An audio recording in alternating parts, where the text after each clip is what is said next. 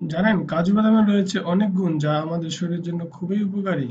নিয়মিত স্বাস্থ্য টিপস পেতে চ্যানেলটি সাবস্ক্রাইব, লাইক ও শেয়ার করুন।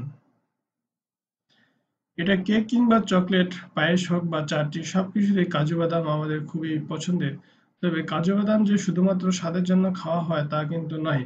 কাজু বাদামের অনেক গুণাগুণ রয়েছে, যাতে প্রচুর পরিমাণে ক্যালোরি রয়েছে ও ডায়েটিশিয়ান, নিউট্রিশিয়ান এবং সমস্ত চিকিৎসকরাই শরীরের জন্য কাজু বাদাম খাওয়ার পরামর্শ দেন।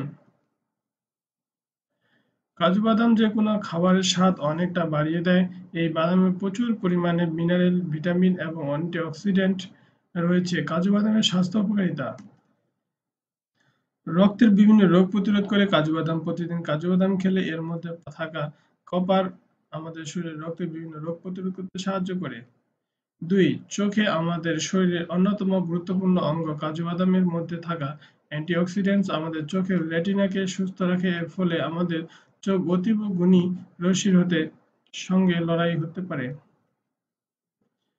কাজু বাদাম যে আমাদের ত্বকের জন্য খুবই উপকারী।